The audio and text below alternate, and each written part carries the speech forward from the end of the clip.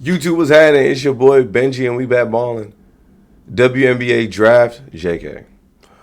NBA draft just dropped, and I'm going to check out some of the first round picks. Obviously, a lot of us understood how this was going to go lottery, so let's check out what we really got.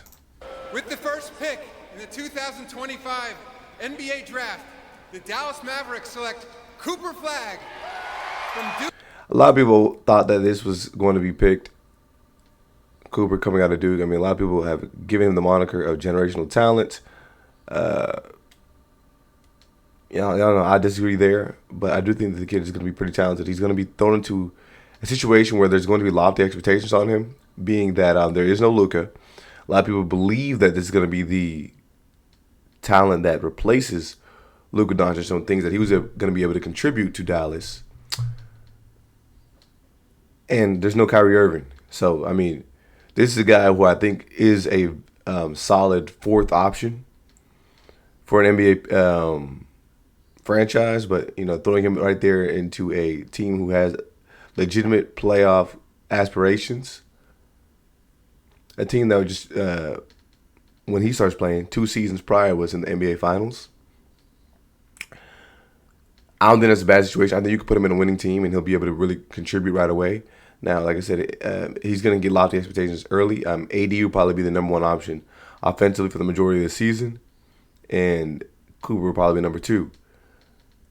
That I think is going to be tough. It's going to be tough for him. I mean, we'll see what the Mavericks do in the offseason. Because I think Cooper is, like I said, the way he plays, he's smart. He knows how to play the game of basketball. At the end of the day, he's going to cut to the cup. He's going to grab you offensive rebounds. He'll be able to spot up and shoot. So I do think this is a kid that can easily, get out, in the passing lanes and get out in transition. He'll go get you. Just by playing hard and playing smart, he'll go get you 8 to 10 points.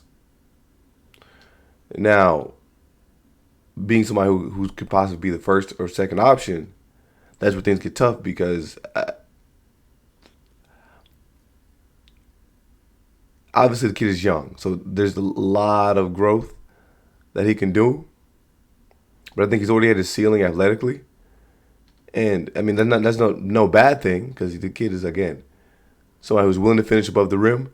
Kid has great length for defense. He'll be able to jump into help and block some shots, be able to create some havoc and disrupt defensively. He just has a lot of growth, man. I mean, shooting the ball as well as one-on-one game, that's where I think his biggest struggles are going to be early. But like I said, if you add Kyrie Irving to that team, I think you could really have some solid things that you can see from him. I mean, let me know what y'all think, man. Because this team also had PJ. And I'm assuming that all y'all want to throw PJ on the bench for Cooper. Or you put Cooper at the 3 or slash PJ at the 3 and you put Cooper at the 4. Let me know what y'all think there. Jay Bilas called this dude the greatest Duke freshman ever. His cap. Lofty expectations. I mean, again, I think that this kid is talented. I just think that like the whole generation talent, the things that we're kind of putting on him have started to already create an insurmountable amount of hype for the kid. I think he'll do well in the summer league. I think this kid can hoop. I think in regards to the players that are around him, he's ready. And I do want to thank John Shire for actually putting him in a situation where he's going to be where he was tested in college, and that will help him, I think, heading into the NBA for sure. The San Antonio Spurs select Dylan Harper from Rutgers University. Now, this is one of those picks I'm not mad at. I mean, if you're the Spurs, you pick the best available kid. Ace Bailey wanted to work out with nobody, so, I mean, I already had a feeling that he was going to lose a lot of his opportunities early. Look at Shrew Cooper Daddy back there. Anyways, that's such an interesting decision coming from this kid. Anyways, I'll get to him in a little bit. Best available pick. I'm not mad at it. Unfortunately, I don't know exactly where he fits in regard to where the Spurs lineup and roster sits right now. So here's where your current point guard or your entire depth chart sits. De'Aaron Fox was a starter last year. You additionally had Chris Paul. So you have two All-NBA talents right there.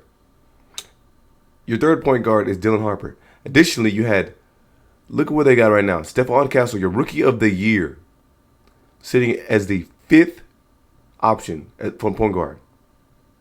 What sense does this make now? Now if I'm Dylan Harper, I'm like, what are we gonna do here? De'Aaron Fox, Chris Paul already. Like, I mean, just by name alone, they're typically gonna get that starting nod. Chris Paul, okay, I could see him maybe coming off the bench via coach, but I can't see Chris Paul being the one to accept coming off the bench. The only person he came off the bench to in his career was Stephen Curry. And I'm sure that was not anything he wanted to do and it didn't work out. Anyways. Additionally, in this depth chart, I don't understand why Stephon Castle, who averaged 15 points a game, is behind the guy who averaged 3 points a game. Whatever. I think he's more of a 2 anyways, but so I don't do that slide. He is the much bigger guard, but you see here, they project Dylan Harper to be the starting 2 guard. Which I'm not mad at because I think Dylan Harper is truly a scorer. But y'all think that Stephon Castle comes off the bench for Dylan Harper? I think Dylan Harper is possibly a better playmaker and shooter, but that's crazy how the NBA business works, man. You're rookie of the year, and then they draft a kid who could potentially just take your spot just like that. And then you got Devin Vassell, who was your legit 2 last year. This is also a kid who averaged nearly 17 points a game and is getting a big contract. So there's going to be a lot of headbutting in the backcourt. Let's not forget you still have Keldon Johnson too. And then we still have Harrison Barnes. Now it's going to be interesting to see what they do over the offseason. But if you even look here at this depth chart, this is just what they're projecting. This is 4 guards. Not including Keldon Johnson, not including Stephon Castle, and not including Chris Paul. I don't know what this does for the Spurs, even though you had a lot of guys that were injured last year. I mean, you have a max contract guy like De'Aaron Fox still available, but you draft another guy who's literally unfortunately doesn't quite match up with De'Aaron Fox in terms of athleticism or scoring ability. We'll see. Wait a minute. Shout out to a supportive teammate. Pinoy goes Pops. His brother with the Pistons. Dang, they brothers like a mug. Them jeans strong. Over to his teammate. They cheering out there. Now, no lie though, this is the kid that I thought was one of the better prospects for sure. I really like his game. He's got game beyond his years. So it's interesting to see again what you're going to do in San Antonio with him. Do you stun his growth, or do you actually put him in a situation where he can be better? I mean, this is one of those kids you want to. I mean, there's so many elements, bro, when you're talking about NBA draft picks. But I'll keep going. Oh, brother. Is it Mama? I see what people were talking about online. How tall is his mom? No, and like I was just thinking in my head like on some like genetic stuff. Like I always find it interesting. Like you see some of these kids. Like we saw Cooper. Both his parents are shorter than him. You know what I'm saying? And he's like 6'10". His brother's like 6'9", 6'8", too. So like it's interesting to see kind of like where these guys getting the height from. But their mom used to play D1 hoops too, and she's still coaching, I believe. So I mean that's dope. The athletic genes were there. OG. 25 Dope. NBA draft. The Philadelphia 76ers select VJ Edgecombe from Bimini, Bahamas, and Baylor University. Shout out to VJ. Also, y'all let me know, like, y'all bring y'all girl up there, like, if you were getting drafted lotto, your girl coming to the table? They got the flags out there. Boop, boop, boop. Where he grew up. That's dope, though. Real island boy. Wait, what's this here? NBA, what are you doing? Okay, now they talking about all the Bahamian guys. Shout out to Michael Thompson, OG. Yeah, buddy. Mr. Ayton. He was on the national team. Nice. Big 12 freshman of the year. I ain't lie, that's dope. He took his NIL money and set up a scholarship fund for some of the people of his former school in Bahamas. That's actually pretty dope. That tells you a lot about his heart and his willingness to move things forward with the opportunities that he was given. This is why like youth and ceiling always matter when you're talking about where these guys get selected in the draft. You have a guy like VJ Edgecombe who hasn't even fleshed out his game yet, like in any sense. But he's going to be picked as number 3, 6'3" guard. But again, that's the benefit there. This dude hasn't fleshed out his game and wasn't even, you can make an argument, the number 1 offensive option at Baylor. I mean, if you look at it, his season early, I think I was playing. Look. I mean, if you look early in the season, he didn't really hit an offensive stride. I mean, a couple of games, where he had double digits, but he did not shoot the ball well at all. And it didn't look like until the year turned, he started to find some consistency. What I'm trying to say is this kid didn't even find his consistency. We still know he has a lot to work on in his game in order to remain consistent. And the kid still averages 15 points a game. The kid knows how to play. He gets out on the fast break. He pushes the ball. He runs the lanes. He catches lobs. He goes grabs rebounds. This is somebody who can fit in any slot, and he'll be productive. The Sixers just have a strange depth chart, and I get it. A lot of that is flooded with injuries. I mean, we're talking about Tyrese Maxey. I mean, look at all this red up here. They're talking about possibly VJ Edgecombe being your starting 2. Paul George could possibly stay with the squad. He'll be healed up, ready to go. Look at your depth, man. You got a guy like Ricky Council, who personally I believe is doing a lot of things similarly to VJ, but, Ricky's taller. You still have Oubre. You still have Q Grimes, who I think is still a better player. And more than likely, Jared McCain is going to miss a good chunk of the season. And that is a kid who, if you take away athleticism, that's somebody who I mentioned, of course, last year was somebody who really, really, really knows how to play. He knows how to play the game. He knows how to hoop. It's going to be interesting to see where VJ kind of fits in this madness. The Charlotte Hornets select Con Knipple from Duke University. You think Con still wants to stay in North Carolina? I know he moved his stuff out of Durham. Hey, look, brother. Go get on the highway. You got a 2-hour drive down to Charlotte. Shout out to Coop. Hey, Shire, go say what's up to your boy, man. Oldest of 5 brothers. Oh, my goodness.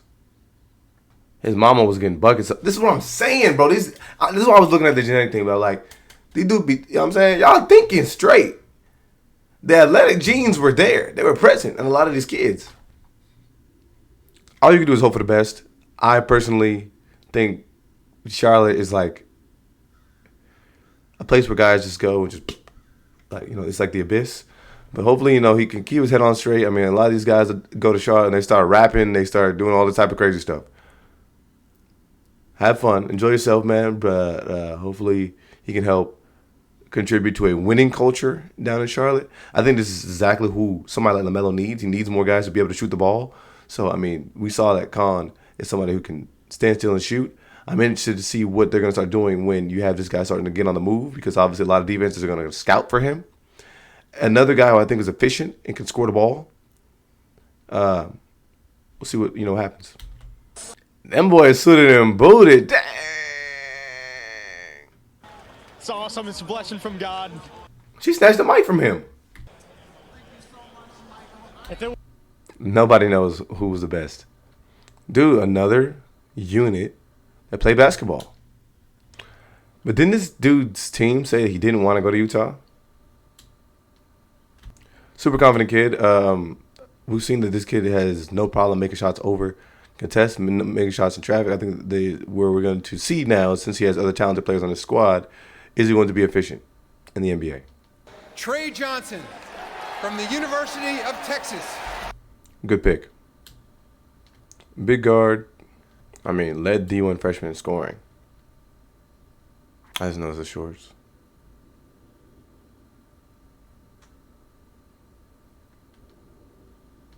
I mean,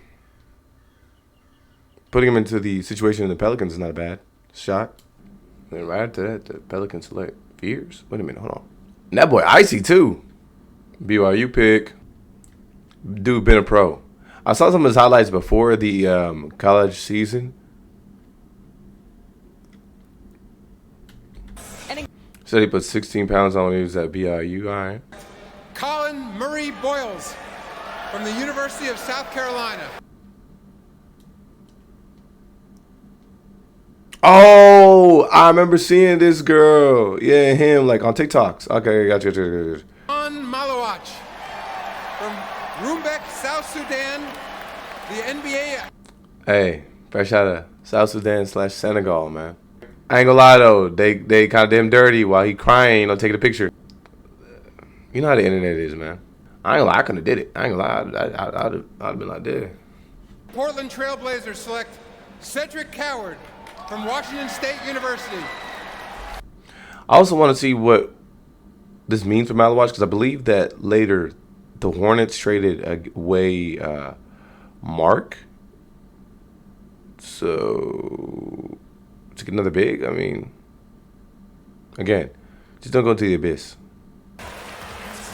People were talking about him saying the F word after he got drafted. I think it's just like a realization of, where I am right now.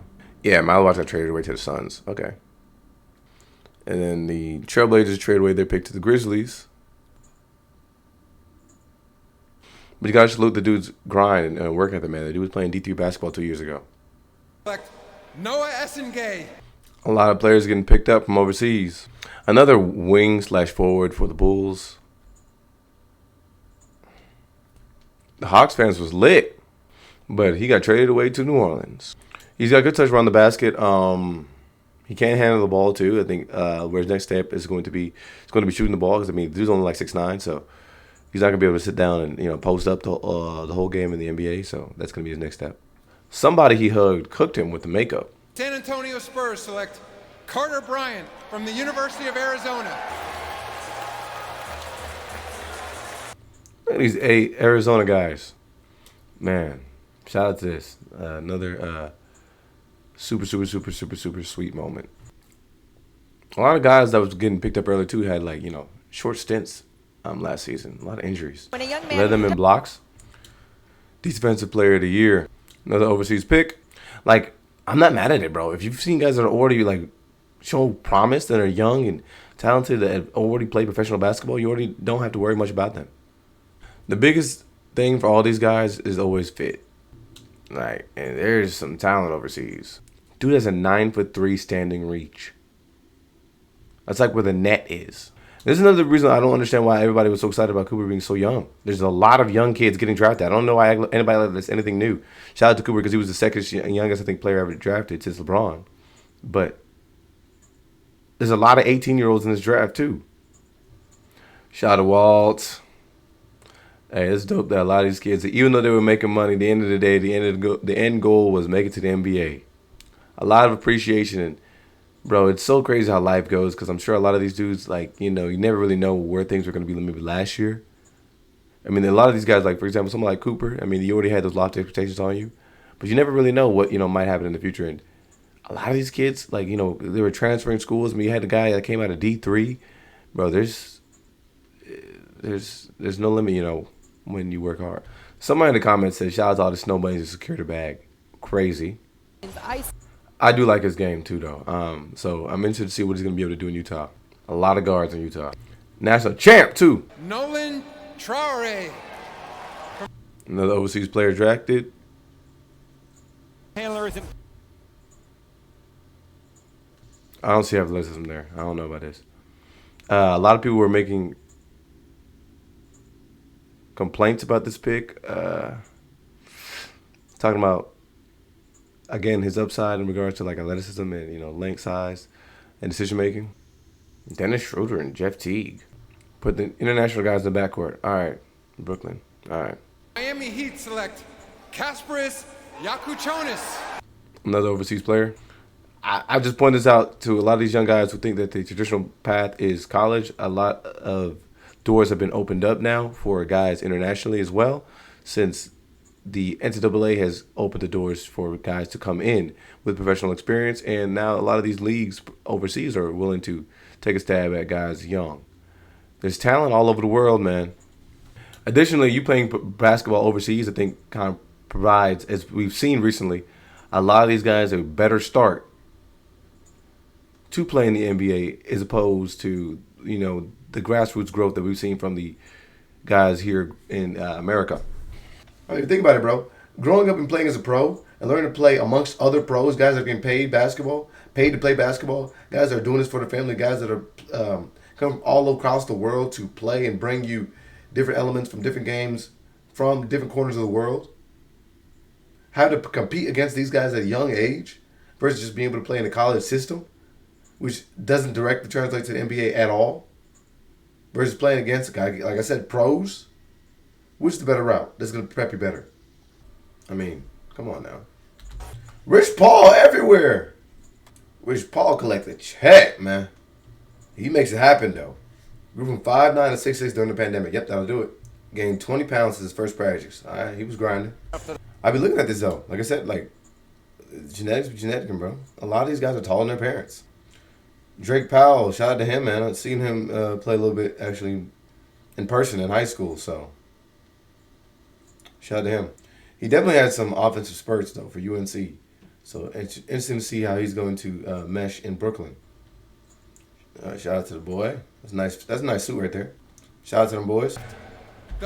This is where we kind of at the portion where we don't know. And by that I mean, once you get past pick 15, you just don't know. Some of these guys may turn into complete studs. You never know though. When we're talking about the guys in the draft, that of course the guy that's wearing something like this gets drafted to Oklahoma City. But anyways, this pick's going to the Kings.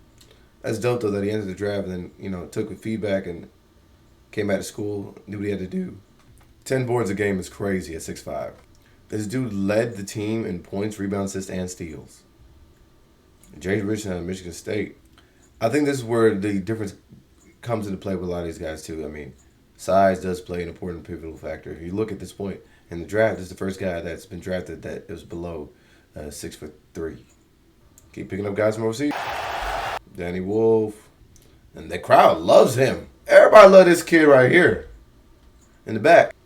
Shout out to him. I think this is a good offense initiator too. You see how short the window is too for the NBA, bro. You see a lot of these guys got drafted maybe last year or the year before prior. Hey, the team's moving on. Wait, why do they do him like this? Another overseas kid.